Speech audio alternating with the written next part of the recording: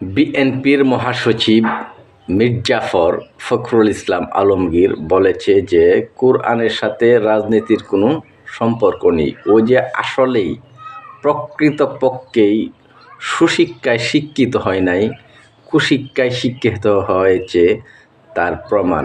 আর যারা কুশিক্ষায় শিক্ষিত হয়েছে তাদের নেতৃবৃন্দ কুশিক্ষায় শিক্ষিত হবে, এটাই স্বাভাবিক। তাদের নেতৃবৃন্দ চাঁদাবাজি করবে, এটাই স্বাভাবিক। তাদের নেতৃবৃন্দ দুর্নীতি করবে, এটাই স্বাভাবিক। তাদের নেতৃবৃন্দ টেন্ডারবাজি করবে, এটাই স্বাভাবিক। তাদের নেতৃবৃন্দ দখল বাণিজ্য করবে, এটাই স্বাভাবিক। তাতে আসলেই বাঙালি জাতি কিছু মনে করে না। ওরা জানে, বাঙালি জাতি জানে, মনে প্রাণে জানে এবং মনে প্রাণে বিশ্বাস করে যে বিএনপি যদি রাষ্ট্র ক্ষমতায় আসে বা সরকার গঠন করে, তাহলে বাংলাদেশ আওয়ামী লীগ যতটুকু করেছে তার চেয়ে অনেক বেশি পরিমাণ দেশের ক্ষতি করবে। দেশকে ওরা একেবারে তলাবিহীন ঝুড়িতে পরিণত করবে, এটা বাঙালি জাতি তথা সকলেই জানে। তারপরেও কিছু মানুষ আছে যে অন্ধরা হয়তো তাদেরকে ভোট দিতে পারে।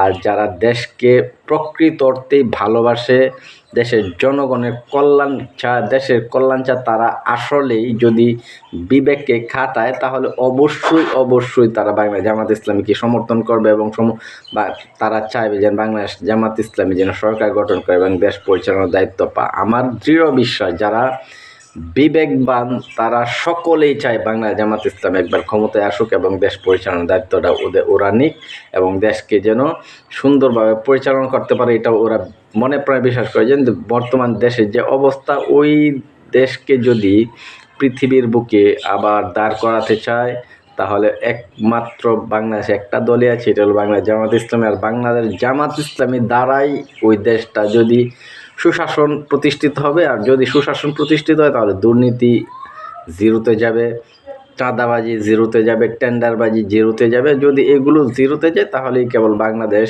পৃথিবীর বুকে মাথা উঁচু করে দাঁড়াতে পারবে ইনশাআল্লাহ। আর এটা অবশ্যই বাংলা জামাত ইসলামের নেতৃবৃন্দ করবে ইনশাআল্লাহ এবং বাংলা জামাত ইসলামের পক্ষে বাংলার জনতা থাকবে ইনশাআল্লাহ। আগামীর বাংলাদেশ ইসলামের বাংলাদেশ, আগামীর বাংলাদেশ জামাত ইসলামের বাংলাদেশ।